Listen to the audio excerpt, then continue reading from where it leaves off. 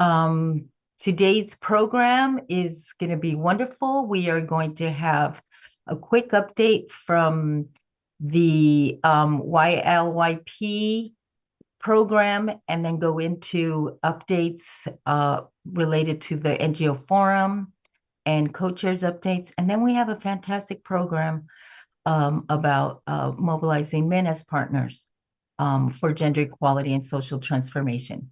But to start off, I am going to invite Emily Van Vleck and Mads Minoir to provide a quick update about our Youth Leaders and Young Professionals program, YLYPs.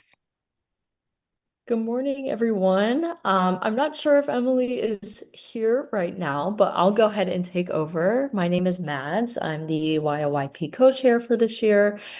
Super excited to give you all an update on the YLYPs. Hi, Emily. This is my co-chair, Emily. If you want to introduce yourself. Hi, good afternoon, everyone, or evening, morning, wherever in the world you are joining us from.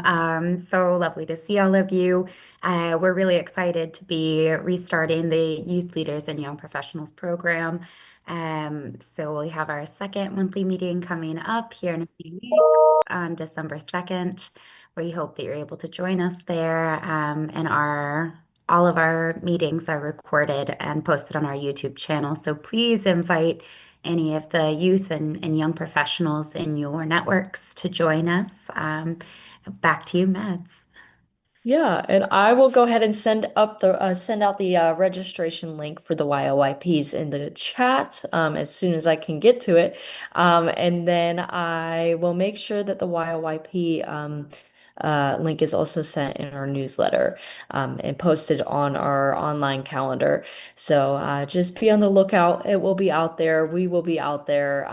Super excited to start this up again. I hope you enjoy the rest of the program. Thank you. Thanks, Mads and Emily, and I want to congratulate the both of you for hosting a fabulous kickoff to the YLYPs for 2025, 2026. It was an intergenerational discussion on Beijing Plus 30, and we got rave reviews, so thank you very, very much. Next up, we're going to look at updates from the co-chairs. And I want to start with parallel events. As some of you may know, the parallel event applications opened last Monday for organizations that are members of NGO CSW New York, and they got first pick of the prime locations and times for parallel events for CSW 70, that is from the 9th to the 20th of March in 2026. The parallel event applications will be open until December 5th. Again, first come, first serve. Someone made mention that the slot that they wanted was already taken, and that's what happens with first come, first serve. It opened on November 13th for the general public, and again, everyone is now able to reserve their spot for their parallel events. Once you reserve your spot, you have 2 weeks to make a change or for us to deny your application if it does not fit within our safety and our organizational protocols. We generally are able to approve 99% of the parallel event applications. And so just know that your event is in good hands with NGO CSW New York. Additionally, the applications for the Artisan Fair, which you know is one of our premier events, that application is going to open tomorrow. And we are looking forward to really showcasing the artisans in our community. And as you know, we select the artisan applications from groups that focus on women's issues, women and gender issues. So we've seen such beautiful handcrafted items over the years. I've gotten so many things. We have rugs from Afghanistan and jewelry from different countries. We have clothing from Japan and African countries, as well as handcrafts from Ukraine and various other countries. It's really a wonderful intercultural event. So we encourage you to please put in your applications, look for the application in your mailbox tomorrow. And I'm going to now ask Rosa to talk about the Second World Summit on Sustainable Development and with an exciting meeting we had yesterday with the Office of the President of General Assembly. Thank you so much, Pamela. Yes, NGO-CSW was active during the World Social Summit, the second conference on social development that the UN has had. We were in Doha, Qatar recently, and our event was focused on leveraging gender parity to address structural inequities. So our first event was a featured event that we had, Mobilizing for Equality, Leveraging Gender Parity to Address Structural Inequities. It supported the 5 commitments of the Copenhagen Declaration for Social Development around achieving equality and equity between women and men, and focused on the 3 pillars of access to justice, financial investment, and diplomacy. It was a really great event. We also co-hosted an event as part of the rebalancing reform, anchoring economic transition policies in social protection systems. The event, Gender Responsive Social Protection and Economic Transformation in a Time of Reform, was co-sponsored with the Feminist Task Force, the Women's Working Group on Financing for Development, supported by the Global Alliance on Care, and the Economic Justice and Rights Action Coalition, of which was convened by UN Women. And we also want to do a shout out to our executive committee member, Jillian D'Souza Nazareth, who was the chair of the committee of the Secretariat for the World Social Summit and the Civil Society Forum. Many, many kudos to Jillian and her team, which developed a wonderful program for civil society, and were able to provide a space for civil society to really showcase our work, including the opening for the Civil Society Forum, which I understand is now featured in the About area of the World's Social Summit website. So kudos to Jillian and to our team, which helped in all of this. One of the speakers for that civil society opening forum was the president of the General Assembly, Annabelle Baerbock, which you know is only the fifth female PGA that we've had at the UN. And what we've done since then is requested a meeting with the PGA, which we had yesterday. She was in Belém, Brazil, for the UNFCCC meeting, the COP30 meeting, but we met with her staff. It was a brilliant meeting. In fact, we even went over our allotted time. But just to highlight very quickly, as part of our update, some of the points that we covered. Certainly, we covered the UN 80 reform process, of which the PGA is facilitating. We spoke about some of those priorities, and what came out of it was that they want to remind us and ensure that civil society, that women feminist organizations, in all our diversity, continue to be engaged and involved in these processes, not only the UN 80 reform process and certain points related to that. Our focus is on the gender equality architecture, the proposals there to merge UN Women with UNFPA, the proposal to create a center of excellence for the women, peace, and security mechanisms. And so those two priorities are the ones that we're focused on.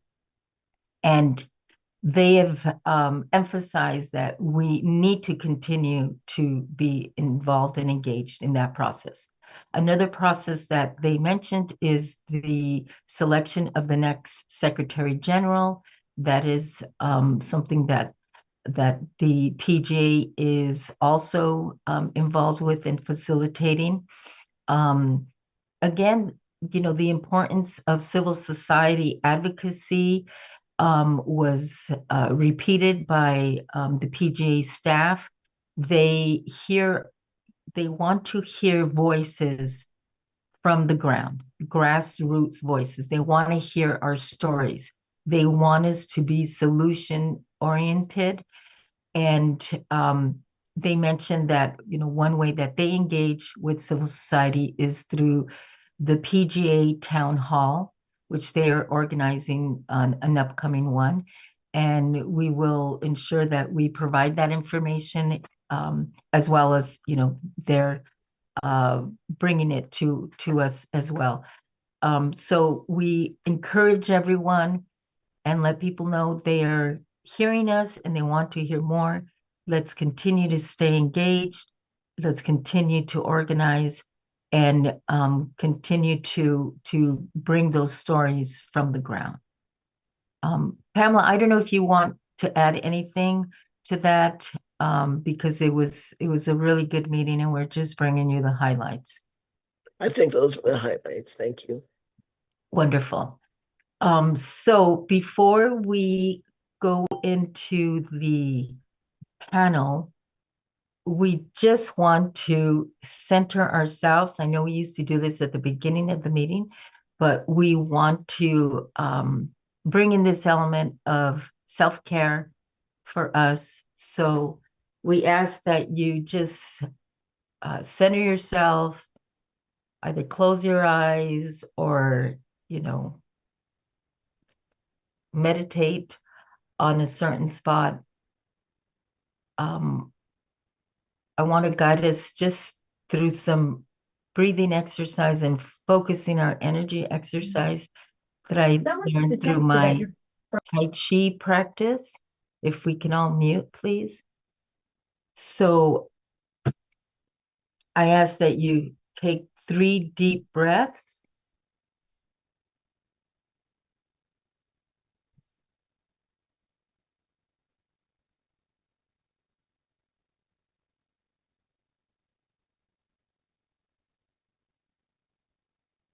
You can do this either standing up or sitting, but just reach with your hands and bring up your energy from the ground, from Mother Earth. Just bring in the energy with the movement of your hands.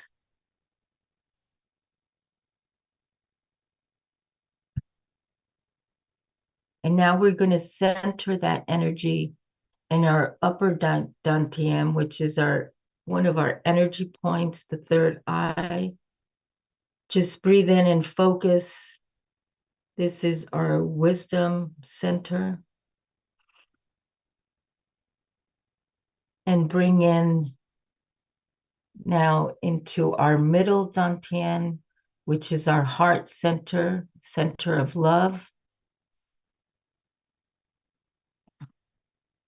And now bring in energy just below our belly button to our lower dantian, which is a center for health and life.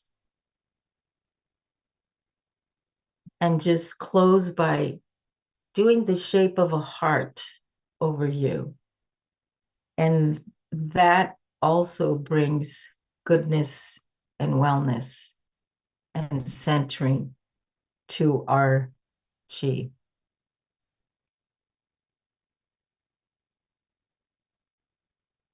Thank you. Thank you, Rosa, for that. I think that we all, whether we realize it or not, are under so much pressure in our day-to-day lives that really has helped. I feel relaxed and ready for the next 24 hours. Thank you so much.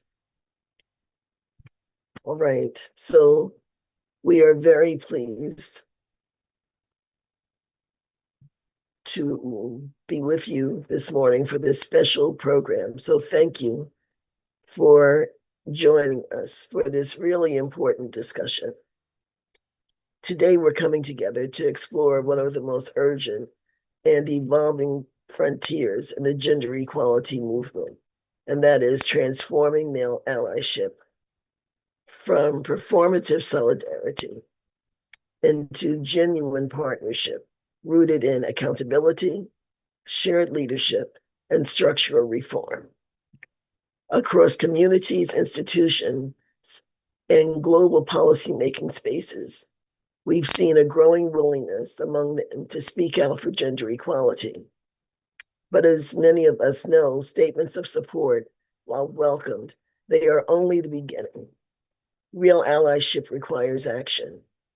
It requires ceding space, sharing power, confronting harmful norms, and working collectively to dismantle the systems that perpetuate inequality. The session that we're hosting today is designed to help us understand what truly effective male allyship looks like in practice, and our participants will share evidence-based approaches and lessons learned from community organizing, policy reform, workplace transformation, and multilateral advocacy. We aim not only to highlight what has worked, but to examine what still needs to change and how men can be activated as co-leaders, not bystanders, in the movement for gender justice. Our discussion today has three core objectives. First, to highlight effective models of male allyship that advance gender equality and directly challenge discriminatory norms and institutional bias.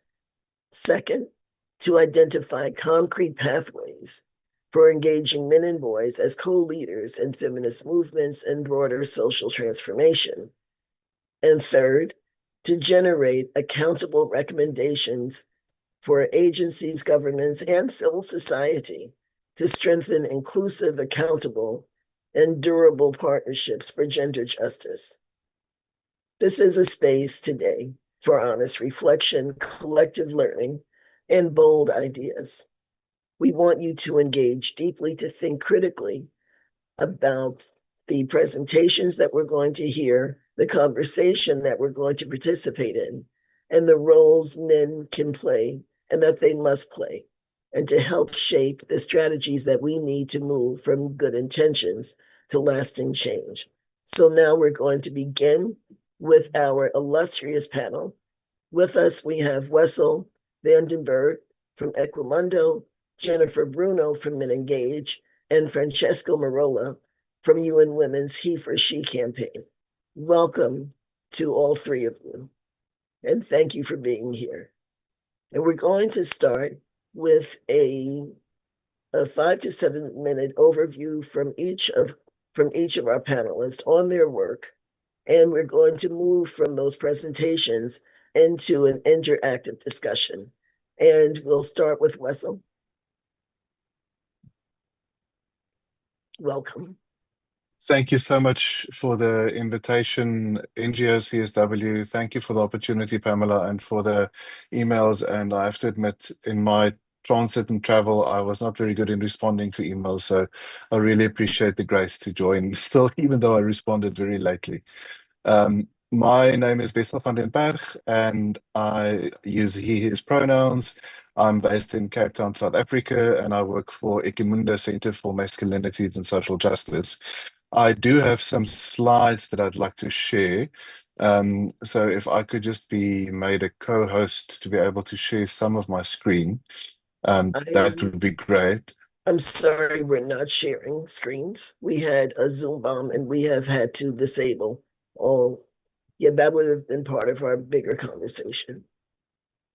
Okay, no, that's fine, no problem. I can definitely certainly just speak without the visual aids.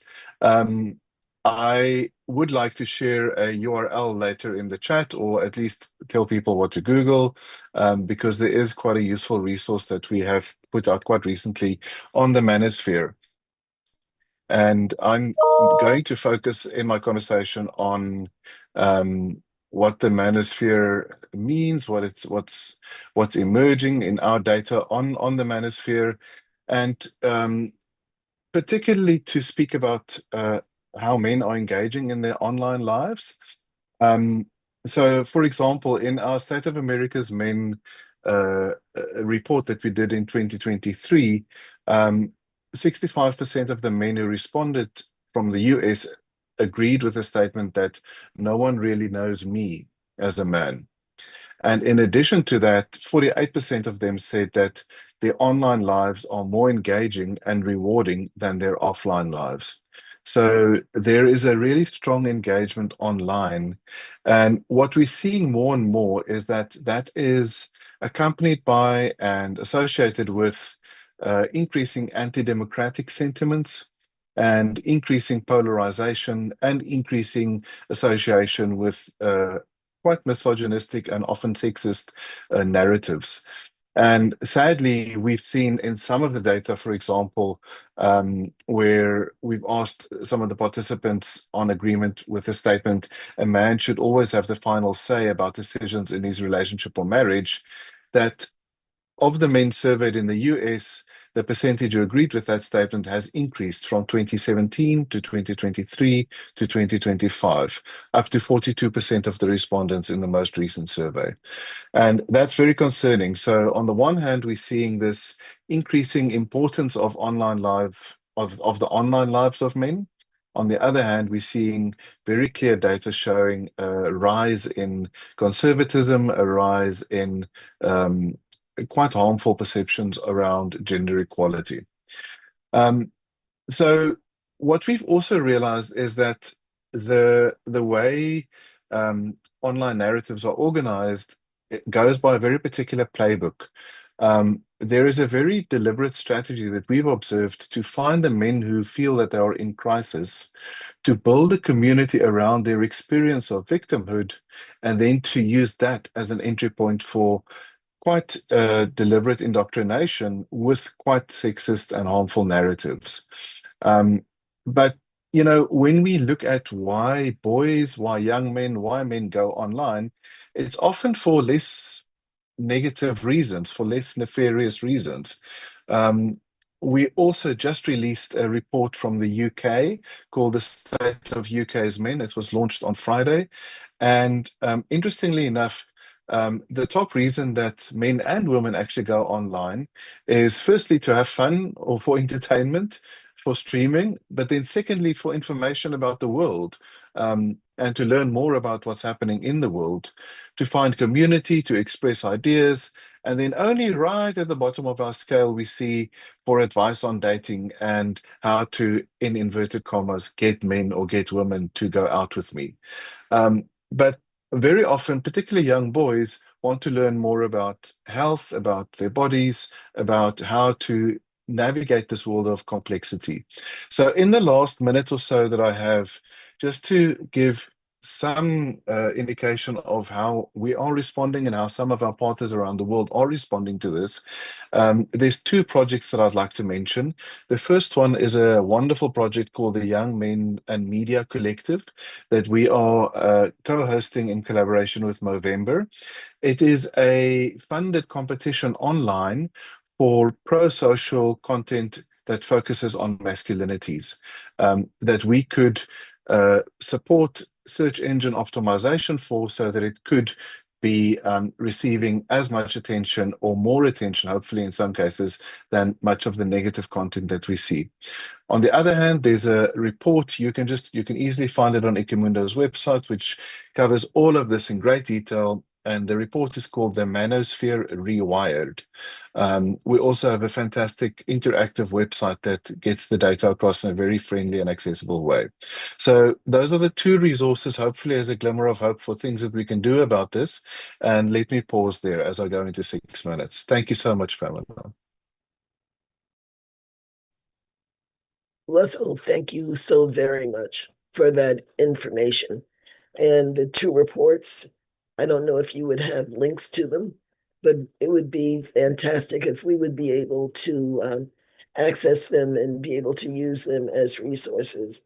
It's interesting to note that people go online for very benign reasons, and somehow it gets turned around. So I think that's something that we need to be aware of. I'm thinking about my grandson, to be honest with you, and the dangers. He goes online to play games, and then what happens? So thank you very much. Let's move on now to Jennifer from Men Engage. Jennifer, the mic is yours. Thank you so much. Pleasure to be here. And of course, thank you as well for the invitation to NGO CSW for this conversation. And I'm Jenny. I work for the Men Engage Alliance Global Secretariat as Advocacy Manager. And I thought maybe to get started, it might be good to introduce who we are, what we do. Men Engage Alliance is a decentralized social change network. And we gather around 1,100 organizations and individuals across 92 countries and 6 regional networks and 42 country networks. And we work on ending GBV, including technology-facilitated gender-based violence, SRHR for all, dismantling militarized masculinities and mobilizing men for feminist peace, and care and economies of care, climate justice, and LGBTIQ rights. And as an alliance, we gather many academics, activists, advocates, practitioners working on men and masculinities around the world, bringing together a substantial thought leadership and field building function to this work. Including by sharing evidence-based frameworks and principles and practices from over 20 years of organizing as Men Engage and really honing in on learning what works and what doesn't, within this work to engage men and boys. And our mission, which I believe we all share here in this call today, is that dismantling of unequal power relations and patriarchy for achieving gender, climate, and social justice for all. And us particularly, we seek to do that by adding value to this collective struggle through the particular lens of transforming patriarchal masculinities and dismantling those rigid and harmful gender norms around masculinities and what it means to be a man, and by engaging men and boys in that common name. And just to give a little context, like maybe pulling back a little bit on this work, is to share that this work is not new. This work started many decades ago by grassroots feminist organizations. And also when we're looking over the last couple decades, we have seen an increased uptake of this work by UN agencies, governments, development agencies, and civil society organizations. And we've seen a shift, in the narrative from the why, because there is broad recognition of the critical role of working with men and boys in these efforts to achieve gender justice, to very specifically the how. What are the guiding principles in politics through which we should do this work in order to ensure it's supporting that collective aim of dismantling patriarchy and not inadvertently causing harm? And so just to share maybe some of those guiding principles, because I think they speak so much to what this conversation is centering on today. It's not just doing the work, but doing it well and making sure it's transformative. We believe in advancing intersectional feminist approaches for working with men and boys and to transform patriarchal masculinities. that are also gender transformative. So whose central aim is to disrupt and end patriarchy and unequal power relations, and not merely to engage men and boys as a constituency, or to check a box. And we also believe in feminist systems change, which is very important and quite something to stress, no, in the conversation today. It's working beyond just men and boys as individuals. That is no longer enough towards the shifting of institutions and ideologies and systems, and getting men and boys on board to be part of that, no? So I think that's quite important. And we also believe in the inherent capacity, no, and shared stake of men and boys to supporting this vision for gender, social, and climate justice, and that they can stand up to denounce and challenge patriarchal norms and fully develop their capacities for empathy and care and peace and becoming agents of change and shifting systems. And of course, as you mentioned, Pamela, a central pillar of the work that we do is accountability. No, this work should never stand alone and should always be done in deep consultation and articulation with feminists, LGBTIQ, youth, and other marginalized movements. And I do plan on sharing quite some resources that I'll be speaking to today. So please look out for those. And one of them is our accountability standards and guidelines, which have been developed through over a decade of deep consultation, recognized by the OHCHR as a promising practice in the field. And this delineates in depth, this contribution that the Alliance has made to this dialogue on accountability, on what does that really look like in practice, a deep dive of what are the principles for upholding accountability within the Alliance, within ourselves, and articulating as movements out in the world. And finally, a core principle that we have is to aim to decolonize our work, our practices, ourselves, our minds, our hearts. And that's quite important too. And just to share, as I'm reaching time, like, how do these principles get put into practice? As I mentioned, we have so many members doing such rich work across a variety of themes, and yet maybe I'll focus today a little bit on the policy level. We have developed quite a robust set of tools, to support policymakers and others working from national, regional, and global level, and ensuring that the efforts that they do at a policy level can adhere to these principles.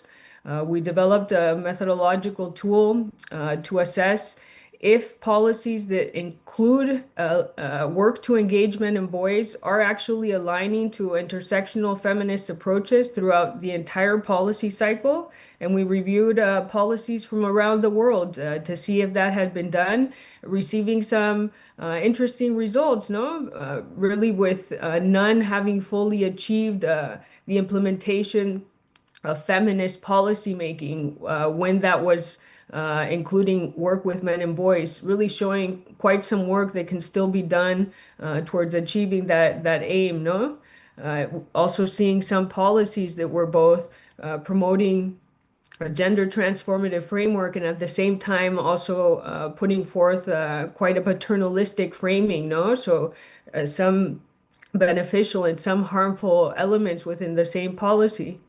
We've also developed, for example, 10 policy recommendations for policymakers on lessons learned from effective and transformative work with men and boys for sustainable gender equality. What should they begin to think about if they want to develop a policy on engaging men and boys, and what have we learned? We also recently released a policy document evaluating feminist foreign policies and how those that have included elements of engaging men and boys are doing, So assessing that. So we will be sharing that in follow-up. And maybe one last point is that we're beginning quite an ambitious, and exciting initiative to develop a methodology for how to work with men in positions of power.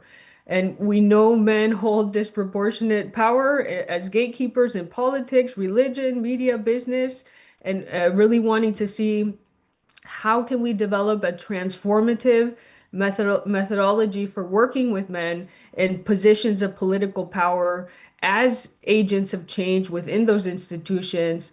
This is an effort that we're doing in deep consultation with members, with feminists, LGBTIQ, and other partners, and policymakers themselves. Really assessing a gap, perhaps, no, in many efforts to try to do so, but really landing on something that can be transformative and not a one-off activity, no? What can we do to really ensure that men in positions of power begin to understand their key role as agents of change and shifting the systems, not just as individual actors, no? Understanding more about their own gendered nature and masculinities, but really beginning to do part of that work of systems change, which of course is in deep consultation and accountability with movements, no? Maybe I'll leave it at that for now. Thank you so much.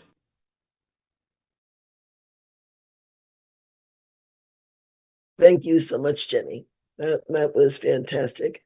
Looking at disrupting the way that we've been colonized, to look at the relationship between men in power and women, and then looking at how do we decolonize our minds. I love that whole concept. And we do hope that you put the links in the chat for the policy recommendations and the robust set of tools that you mentioned that can help policymakers. Because what we know is that we take the information we get at these meetings and we try to apply them locally. Because to have a global outlook is fantastic, but it has to be done on the ground. The work has to happen in each of our locations. So thank you very much. And now, and as the cliche says, certainly last but not least, we will have the presentation from Francesco Barola from UN Women, He's for She campaign. Francesco. Hi, everyone. And again, I wanted to thank NGO CSW and Pamela for the opportunity to join you today. I'm very excited to be part of this panel conversation with all of you. So my name is Francesco. I'm based in Rome, and I've been working with UN Women as a partnerships analyst for over 4 years now, specifically working with He for She initiative. And in my role, I'm managing the partners of the He for She Alliance. In these 5 to 7 minutes, maybe I will provide some background information on how He for She operates, both with community level and with our institutional partnerships through the Alliance. So, as some of you may know, He for She was launched in 2014 by UN Women at the UN General Assembly. And He for She is UN Women's flagship initiative that aims to engage men and boys as active allies and agents of change in achieving gender equality and transforming patriarchal masculinities. Since its inception, He for She has made some important global progress to raise awareness and action on male allyship for gender equality. And this has been done through diverse global campaigns, which have reached over 1 billion people and sparked over 3 billion online conversations annually. The movement and the work we've been conducting in the past more than a decade now has inspired educational programs, advocacy efforts, and collective action that leverage the He for She platform to promote equitable masculinities and promote structural change to transforming patriarchal norms. An integral part of the He for She movement is the He for She Alliance, which is a consortium of global leaders from government, private sector, civil society, and universities who work for transformational and institutional change for sustained gender equality. These leaders who are at the highest level of representation in their sectors and institutions, so usually presidents and the CEO levels, are known as he for she champions, and they joined this alliance of the willing and commit to create essentially tangible and measurable impact for women and girls in their organizations and in the communities that they serve. This is done through enacting bold policy change, resource allocation for gender equality, as well as through public advocacy. Annually, these champions and these organizations publicly report to us on their progress on achieving their commitments that they made for gender equality and for transformative change. And we publish these reports on our He for She website. I can also share the link to the latest one, which was recently released in September of this year. This multi-stakeholder partnership model, which is essentially rooted into accountability, ensures that commitments are translated into impact and results for women and girls, where we ensure that the progress of our partners is tracked, gender data is made visible and publicly available, and therefore leaders are held responsible for delivering on the results and the pledges they've made when joining the alliance. Speaking about results, we have seen this model to be an effective one.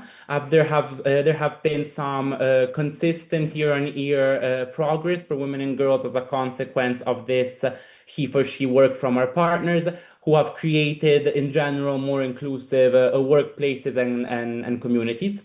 For example, collectively as an alliance in 2024 alone, 38% of our he for she champions have increased overall female representation in their companies. 50% have increased female representation within senior leadership positions, and 14% have increased the percentage of women in their board of directors. By making workplaces more inclusive, therefore, he for she champions are helping to ensure that women advance in sectors that have been traditionally dominated by men, with ripple effects for example, pay equity, career mobility, and structural inclusions, which are all individual results we're seeing from our partners. Again, in 2024 alone, the He for She Alliance as a whole reached a total of nearly 40 million people, including 1.24 million direct beneficiaries, who are indeed primarily women and girls, who have gained access to digital support services, STEM education, economic empowerment opportunities, support on GBV and domestic violence and abuse, amongst other things.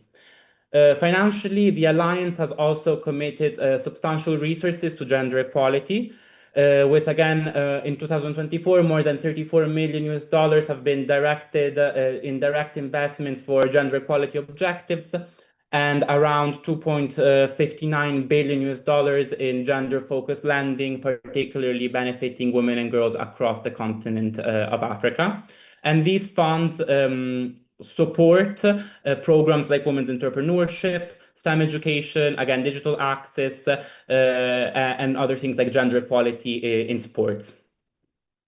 Importantly to mention, this financing does not go directly to UN Women, or is not channeled directly through UN Women, but it is invested directly by our He for She partners to fulfill their commitments under the Alliance, and it is done so by investing in their gender equality work, or financing other women-led and feminist-led NGOs organizations in the communities where they are operating in. This is just to say how He for She is truly, with UN Women, He for She acts as a partner for change to ensure that these highly level leaders and organizations are influenced in driving their resources, their focus, and their attention on gender equality initiatives and work. I'll quickly conclude. I think I'm at time, so I just wanted to conclude by saying that You and Women with He for She shows that when men in positions of power commit to change and are held accountable, real institutional change can be achieved, and progress does happen for women and girls. And again, I will share our impact report in which you can see more detailed impact on women and girls that our partners and the Alliance have generated. And also that also when women, we engage men and boys because, as also my colleagues have said, gender equality requires everyone to help dismantle the patriarchal systems we're living in. And this for us is really important to mention. It's not shifting focus away from women, but again, expanding the responsibility and sharing the responsibility. Through He for She, we do make sure that men in positions of influence use their power to support women's rights, to challenge harmful norms, and help build more equal and just institutions as a whole. And yeah, so I'll stop here. I think I'm a bit over time, and thank you again for the opportunity to participate.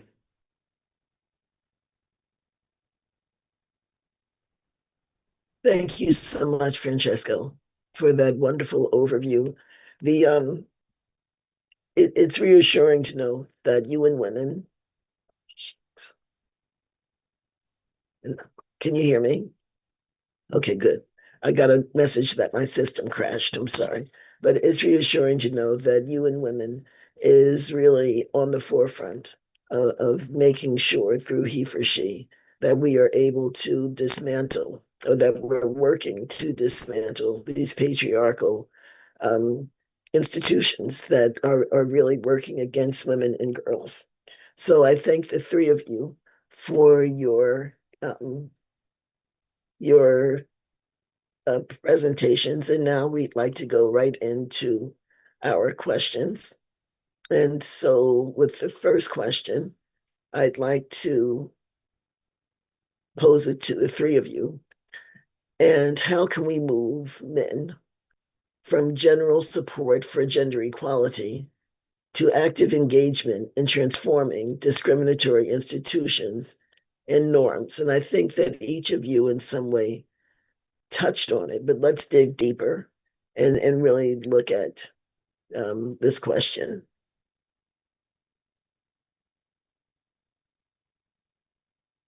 And the one that answers first gets a special prize. Then I'll offer myself. Thank And you, yeah. Thank you so much, Pamela, for this question. Speaking from You and Women's and He for She's experience, we've seen that there are perhaps three key strategies I'd like to elaborate on how we can move men from general support for gender equality to be active agents of change in transforming the discriminatory practices. The first is to educate and help men understand that a passive stance towards injustices and towards gender discrimination is not a neutrality stance, but one that actually reinforces the inequalities. So many men we've seen in their work that we're conducting in our communities or with our employees, of our partners, have say that they do support gender equality, but they do stay silent or neutral in the face of injustices and discrimination. And therefore, we as He for She try to support men in understanding that they need to recognize that doing nothing is not neutral, as I was saying, but it actually maintains the status quo. The second important let's say strategy is to provide men with the appropriate and adequate tools and instruments to become actually active allies for gender equality and not just passive bystanders. So again, we've seen that many men support gender equality in practice, but then they do not how to act in theory, and especially how to do so perhaps without overstepping or on women's voices and spaces. And therefore, it is essential that we equip them with the practical and concrete ways to speak up, to challenge bias, and create and ways for them to create policy changes that actually implement the change that we are driving for. And finally, we've seen through, as I mentioned in my presentation, through the alliance model, that embedding accountability into male allyship practices turns commitments into tangible impact for women and girls. As when men are held accountable for their commitments, then that we can see that they become answerable for the results, and not just, you know, as you mentioned in the beginning, Pamela, for their beliefs or the rhetoric or the words that can be said without actual implementation. I just want to conclude by mentioning how we do this in practice at He for She. So my colleagues have been talking about some very essential tools, and yes, and responding to your question also, Jane. So we have developing over the past decade on various tools and resources for communities, workplaces, and universities to help men take meaningful actions for gender equality. And an example of a recent tool that we've actually just launched or relaunched in September of this year is the Barbershop Toolkit 2.0. Which builds on the original 2017 toolkit created in partnership with the government of Iceland. And the barbershop framework basically is a tool that creates safe spaces for men to reflect on gender, power, and on privilege, and how these affect women and girls in their communities. And it is designed to help men move from belief in equality to action and true accountability. It is designed to train men to speak up, to change policies where discriminating women, and to support women's leadership without, again, taking over. This updated toolkit has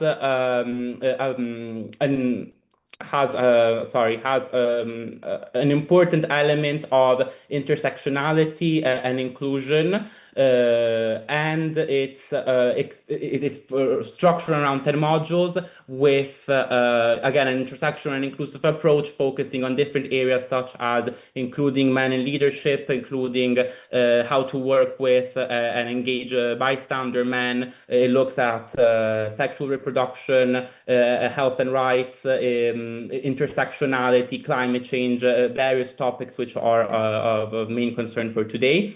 And it has facilitator guides and support for guides to lead these sometimes difficult conversations with men in an open, frank, and critical way. Yeah, I'll stop here. Sorry for taking some time. Thank you, Jennifer or Russell. Would you like to jump in? Thanks, Pamela. I'll also respond to the very useful question. I really appreciate that. I think, firstly, really being able to, so just moving from the general to the specific, and moving from general commitment in words to actions. One approach that we've used is to be really clear about what the positive contribution is that men are making or can make, in addition to first calling out harm and identifying where harm should stop.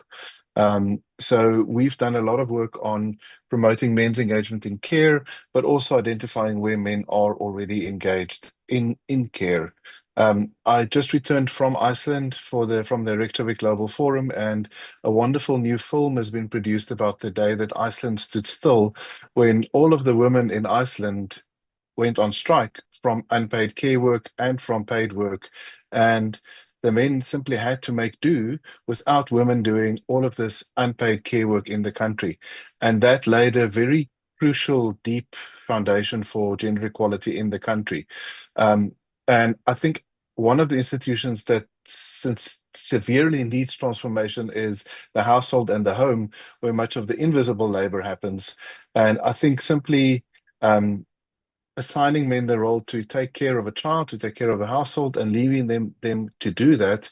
Our colleagues in the Netherlands call this solo parenting, really grounds that activity. And I've learned from my own experience that takeaways and laundry you need to eventually get to actually doing the work after 4 days.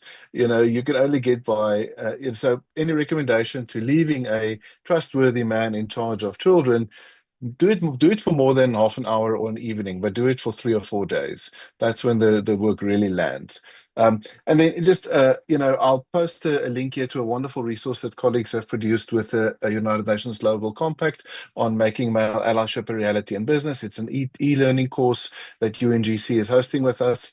It's based on some of the tools like the barbershop toolkit that we had developed earlier with Iceland. There's a wonderful set of resources available there. I think the final point I wanted to say is just that the barbershop toolkit, for example, is one tool that gives access to conversations in places of power by bringing in male politicians, for example, to understand the role that they can play, not just to in their personal life make a difference, but also through our policy decisions, have a really important impact on how policy is defined. In other words, to make care a public good through policy decisions. So those are some of the actions that come to mind when I think about our work, and really pleased to talk more. Let me pass the microphone to Jenny. Thank you so much for what's already been shared by the both of you to respond to this in agreement. And maybe I would just add, it is a journey, no? I mean, we're in many ways seeking to have a deep internalization of these feminist principles, of these a deep understanding of yes, of course, men and boys' own gendered nature, but what's at stake, no, in our common struggle for gender justice, and to move into a tipping point, no, where all of that internalization can work to bring about men stepping up as agents of change, which of course we don't also want men and boys to step up in a way, maybe speaking a little bit to what you mentioned, Pamela, in a way that overtakes no gender equality efforts either. So that deep internalization is very important because again, then the how to be an agent of change, where yes, there is a deep exploration of men and boys' own power and privilege so that we can move towards agents of change that are sharing power, are ceding space, are being helpful no to collective efforts to change institutions and systems, is actually beneficial, no? So I think it's just important to recognize also it is a journey that requires some time, but in agreement, no, with what's already been shared a bit about the how. Thanks.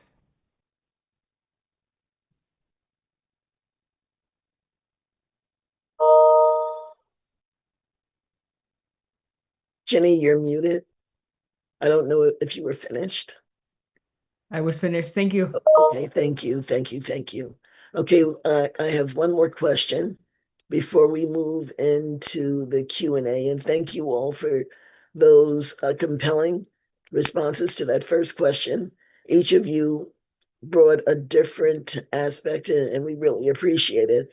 And I'm asking my staff to please copy all of the links so that with the recording of this meeting, we can send out a list of the links because this is such a wonderful resource that you're a collective resource that you're giving us today.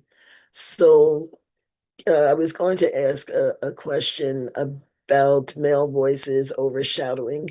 How do we stop that? I know that even with men who are avowed feminist, the ability to mansplain or to overshadow women comes across very frequently. But I think that because we have such a limited amount of time, I'm going to skip that question and I'm going to go to what was probably more practical. And that is, how can civil society, educators, and policymakers counter the influence of the manosphere and other online spaces that normalize misogyny and undermine gender equality while promoting positive narratives of masculinity and partnerships? And Rosa's putting the question in the chat, but if you could respond to that, and then after this, we'll open the floor for questions from the audience.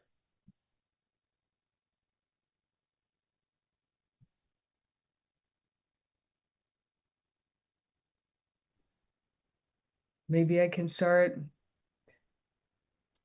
Well, Yeah, it's such an important question, no? As we're, of course, witnessing such a powerful rise of anti-gender, anti-rights backlash from national to regional to global level, including within the United Nations, no? That I think we are all organizing around.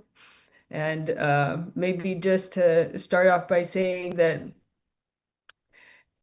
patriarchal masculinities are deeply implicated in the anti-rights backlash. Not only do they serve as the emotional fuel, but also the logic base, no? Under which patriarchal masculinities sustain, right? Anti-gender ideologies, narratives, strategies. Men and boys are often the primary targets and enforcers of anti-gender ideologies. And far right movements, anti-gender movements are actively appealing to men and boys, right, as a key target of their aims, especially those feeling disempowered and capitalize, no, on those feelings of isolation and dislocation in a changing world. So without like active engagement to counter those narratives, no, they can continue to gain momentum. We've been working on this with a collective of partners, no? Feminist, LGBTIQ youth partners called the Men, Masculinities, and Countering Backlash Collective, where we've come together to really think through how can we contribute some thinking on this particular lens on the links between masculinities and the rising backlash, and have developed actually a fact sheet, 10 recommendations for engaging men and boys in countering the backlash.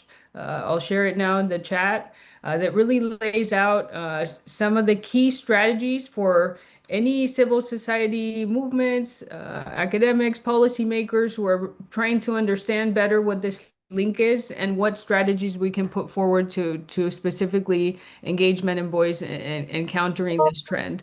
And of course, as you point out, Pamela, a huge component of this is also working on shifting narratives, no? What are we, it's not just countering the backlash, what are we offering as an alternative?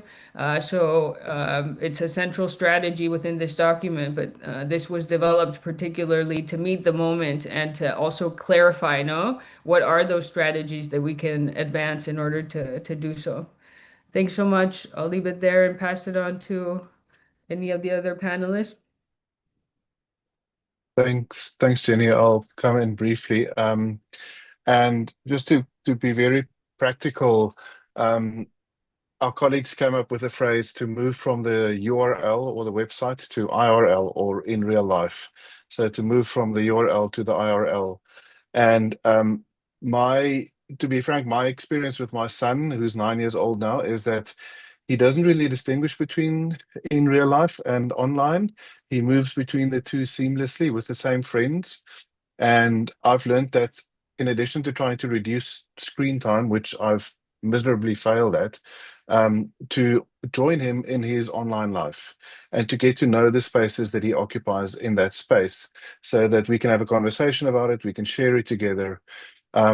So simply really thinking about, as parents, how do we spend time with our children in addition to shooting hoops, kicking a ball around, playing around in the garden with a dog, to also join them in the Roblox game they're playing or to watch the YouTube video that they're watching, in addition to trying to reduce screen time overall, as a basic rule. We've worked with an organization called Next Gen Men to build a Roblox game that is running, and it's up and it's live. I'll put the link in the chat. That is an obstacle course, and the obstacles are harmful gender norms. So it's a fun way for children to really navigate this in a very interactive way. And then a second resource that's quite child-friendly or particularly teenage-friendly is about looks maxing, or what young boys are often pulled into in order to try and ramp up their musculature and their physical appearance in order to it's one of the entryways into the manosphere. So we've generated a animated video with an organization called Amaze that counters some of that and really unpacks it for children at a developmentally suitable level. So that would be also a practical suggestion that I would make, is simply to generate resources as organizations that are occupying the space that we are trying to change. Thank you. And Francesco. Yes, thank you. I'll jump in quickly. So I just wanted also to mention that this is a topic which we at He4She When Women have been focusing specifically with deep focus this year. So some of you may know we do host annual He4She summits during the UN General Assembly in September. And this year specifically, we had our summit focus on countering online tech-facilitated violence and the rise of misogyny. Through these conversations and the work we've been conducting with experts and our partners, He4She is focusing on has, let's say, produced two strategies to counter the rise of the manosphere. One is something which also Jennifer touched upon at the end of her intervention. So it's how can we fill in this the spaces that online masculinity influencers are occupying and in which they are perpetuating gender stereotyped norms and traditional views of masculinities and harmful ones. We have seen through a recent study which our partner Team Lewis has conducted on behalf of He4She, which we released on International Women's Day, that 80% of Gen Z and 76% of millennials are concerned about the sexist rhetoric on social media and are asking policymakers to intervene. Therefore, we do think that these online masculinity influencers are quite a very loud and well-structured minority, but there is resistance also from wider public to counter these spaces. And importantly, one way is to offer the other side of the coin. So what it means, as I was saying, to be a positive model for equitable masculinities. And what He4She has been doing and has been launching since last year in 2024 is that we've developed a men's narrative series in which we are highlighting the personal stories of male allies who are breaking stereotypes and taking real action for gender equality within their communities and their spheres. And we are promoting these through our online content on our social media channels to offer this counter narrative. And to basically, to offer an alternative narrative to online influencers. The second one, I'll be very quick, is more maybe focused on a recommendation focused for institutional change makers and governments. So again, International Women's Day of last year, He4She Alliance champions issued a joint open letter against gender-based tech-facilitated violence. And this letter was basically demanding leaders and policymakers to take action as put the whole burden only on the users, but also on the platforms themselves, who, as we know, are designed to amplify divisive content where the algorithms reward often rage and decisiveness over reason and empathy. And therefore our champions and the alliance have published this letter calling for stronger content moderation policy, transparency reporting, platform risk assessments, and new laws to classify and combat gender-based digital hate, so that then we can also work at institutional level to actually prevent this content being amplified so much. And I will share both links to what I talked about, by the way. Thank you so much. It's important for us to be able to share all of these resources with our constituents. So I'm again asking our interns, Jameson and Mariama, and our office manager, Mads, to make sure that you copy all of these links so that they can be sent out with the recording of today's session because we have such rich resources that are in the chat. And now it's time for us to, and thank you all. Thank you, the three of you, for your responses to these questions. I'm looking at the clock and we're running out of time. So I'm rushing now. But we're going to start with the question from the chat, and then we'll go on to a hand from our audience. But from the chat, we have Sheila Dallas Katzman, who is a journalist, so you know that her question is going to be quite specific. And I'll read it. What specific roles can men and boys take on as allies, witnesses, and upstanders to interrupt everyday patriarchal behaviors in their own homes, schools, workplaces, and online spaces? And it's open to the three of you. And for those of you in the audience, if you have a question, please raise your hands. Okay.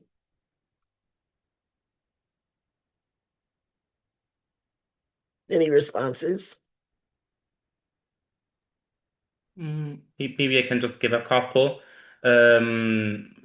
Talking in terms of everyday actions that we can do. So I think it's important also for men on their daily lives to educate themselves in terms of what women's rights movements and feminist movements have been talking about and working on, and the priorities that they're bringing forward in order to align their their work and their voices to these agendas rather than trying to redefine them. So one thing I would definitely say, educate themselves to be able to be positioned in the conversation in a more aware and supportive way. And then, at least in the sense of, for example, I work a lot with institutions and with workplaces. There are a few everyday actions which men can take, which go from the most common that we often talk about. So opening the spaces, especially when you're in position of leaderships for women, to engage in the conversations and but then not to show off about it, or then try to manage the conversation yourself. So it's about stepping up when it's needed, opening the doors when it's needed, but then also yielding the space, yielding the voice, and yielding the time when it's required for you to essentially just give the space and the voice to women to proceed the conversation and be part of decision making. Just a few comments. Thank you. From my side, moving on with the theme of care, recognizing care, talking about invisible care work, making it really clear, especially to young children, to girls and to boys, what is care work, and that you recognize it and that you're engaged in it as a man in a household. But then also, as Francesca was saying, in a company, for senior leaders to take time off from work when they become parents, to demonstrate parental leave, and simply just go for therapy. Really normalize healing and well-being, and the fact that all of us need to recover from trauma with some help. So just to say, I think those are all practical actions that one can take. Thank you. What a wonderful suggestion to admit it and to go for therapy. It's simple. Jenny? Thanks. Yeah, I think we've already shared much of it, no? But I think it's beginning to learn about power and privilege. And as we say, no, it's not always about what we're learning, but what we need to unlearn, right? Uh, it's, of course, learning, listening from women, LGBTIQ peoples, movements, agendas. I think it's also speaking up, no, holding other men to account. I think it's definitely that accountability piece, and yeah, beginning to take action, no, in an articulated way. So I think I'll leave it at that. Yeah, thank you. I think it all points to what you said earlier, decolonizing your mind, whether you're going to therapy or whether you're listening and learning. All of it is really talking about how do we clear the harmful learned practices that we have internalized. How do we do that? And so all of this is good. We have, I'm going to combine two questions from the chat. I don't see any hands. The first is from Rebecca Shute, and it's can former offenders who have perpetuated harmful norms or behavior be enlisted in countering such narratives? Are there perhaps lessons from transnational justice contexts that may be applicable, relevant? And then I'm going to go down to Ivy Cook's uh, question, and she says we see the need to work with all genders on this issue. However, the CSW space and the feminist women's movement is at least 80% female. This seems to reiterate the idea that working on gender equality is a women's issue. How do we effectively move away from this to see gender equality as humanity's issue, as truly a human rights issue that involves all of us? So please respond to both, either or.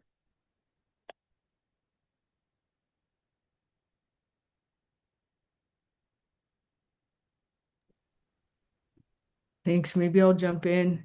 Appreciative of those comments. And yeah, I think we're reaching an understanding of this critical moment that we're facing with challenges to democracy, to the climate, to gender justice, and the need, for this deep cross movement building to rise, to meet the moment and the severity of the challenges. So I appreciate what you posted and organizing around this principle of our shared humanity, and our shared human struggles. And I think at the same time, also recognizing this accountability piece, is there because we've had a history, a historic sort of background that still just requires a little bit of the stressing on that, but very much agree, especially as I'm mentioning the deep need for articulation amongst all of us to really be able to change the systems at this time, is quite important. So just wanted to say that. And then on your point on perpetrators of violence, there's so many of our members working specifically on that, and your idea to bring forward some of those voices, to be potentially supportive and shifting narratives is quite interesting. Of course, with deep assurance, that internalized transformation has taken place. Of course, for the perpetrator, but I'll share the link to a couple organizations doing this work where you might be able to get some more guidance, on what that work looks like. And but interesting proposal, as potentially powerful voices, albeit after the deep transformation is achieved. No, thank you. Francesco or Russell. And thank you for that response, Jennifer. As always, really on point. Russell or Francesco? Sure. I think just a lesson learned about the value of restorative justice work. In other words, indeed demonstrating that transformation is possible and that we don't all enter the world as perfect feminists, but that it's a journey to deepen that. And the more we learn, the less we know. So it's a long, deep journey. Um, I do think that it is risky to think that a short, relatively superficial engagement with perpetrators um, is necessarily going to achieve deep transformational change. I do think the evidence that I've read, is at least a 2 to 3 to 4 to 5. It's years that it takes to really achieve a level of personal safety and self-care where one can actually speak with authority about what it means to be transformed. So just to say yes, that is a valuable approach, but it really takes time. And it has to start from personal motivation. There's no way one can motivate another person to do that unless they're willing to do it themselves. So really, really important, but sadly, I think less common than we would want. Thank you. Thank you. There's no magic bullet. It takes time and patience and desire and commitment. And Francesco, did you want to Maybe I'll comment? maybe I'll just come in quickly on the second question. I think one important way in terms of engaging men who do not want to perhaps be engaged. I think that's what more or less the point of the question is, that we also need to remind our we're doing it especially and mainly, of course, for women and girls, for gender equality, but this does not mean that the work will not also have beneficial effects for men in these spaces, for their autonomy, for their freedom, for their choices, for their well-being. As Vessel was saying, all therapy are all things which men might shy away from, but they're all things which then make you live a happier life. Therefore, also maybe that, obviously always keeping the focus on women and girls, but then also adding that element of personal connection can be a useful way to bring also the conversation forward and entice more men to join when they might be resistant at first. Thank you. Thank you for those valid points. Very much appreciated. We have time for a short question from Anna, and then we're going to wrap up and close the meeting. So Anna. Okay. It looks like Anna has disappeared. She must have left the meeting. Well, thank you, Wessel, Jenny, and Francesco for providing this deeply necessary, deeply compelling conversation. We know that sometimes I feel as though we keep preaching to the choir. We have these meetings and it's a majority women, and we talk about these topics, but we know that we cannot stop violence against women and girls without the help of men. So thank you for helping for providing us some strategies, some resources, and for your own individual care and commitment to this process. And we really need to have this conversation on an ongoing basis, and we need to bring more men so that they can hear about your work and they can hear the strategies, because I've experienced it myself, that men listen more to men than they do to us. And so if we want to stop gender-based violence, this has to be one of the strategies. So thank you all. Thank you to our audience. And I'm going to ask my co-chair, Rosa, to be spotlighted so we can end the meeting with our NGO CSW slogan.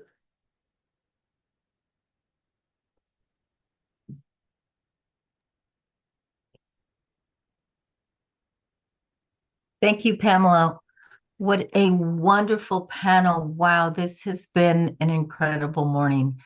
I think it's so powerful, considering what some of us in the US have been maybe watching this morning, which is the victims of Jeffrey Epstein urging lawmakers to vote in favor of the release of all the Epstein files. That is happening in the US. That press conference this morning with so many women and men was just so powerful. So thank you to all our speakers. It was a wonderful, wonderful event. And I just want to bring in some information from UN Women. We did not have Vivek Ray, our UN Women liaison. He was unable to attend, but I just want to let our constituency know about the registration that is open for the CSW. I'm putting things in the chat. The accreditation process for CSW, the registration process is open, so that you all know, especially those that need to process this to get your letter to apply for visas to come to the US. And again, we have received the email csw@unwomen.org from our UN Women colleagues. If you have any questions, especially since we don't have the rep today, if you have any questions, please write to them. And I know that they're very, very attentive about all of our questions, especially because our constituency and our work is so important to UN Women. So to end this wonderful meeting, I want us to let's showcase everyone. Let's have the gallery view. Open up your videos, open up your mics, and we are going to do our chant slogan: equality, peace, justice now. I'll say, what do we want? And we say equality, and then we say peace, and we say justice. And now, so we can end with the rallying voice and go on with our day, our evening, our night, totally feeling together and empowered. So, are you ready? What do we want? Equality. Justice now, peace, Peace. justice now. Justice. Justice Now. and justice. Let's do Everything. it again. What do we Resilience. want? Equality. Everything. Equality. Equality. Justice. Now. When do we want it? Now. Oneness. Now. Peace. What What do we want? Everything. Equality. Equality. Everything. Justice. Now. When do we want it? Now. When do we want it? Now. Now. Everyone. Yesterday. Love and Yesterday. respect now. Bye. Thank you to our speakers. Goodbye, everyone. For joining. Bye. Bye. Good Bye. to see everyone. Adios. Bye. Very good. Abrazos. Bye. Record.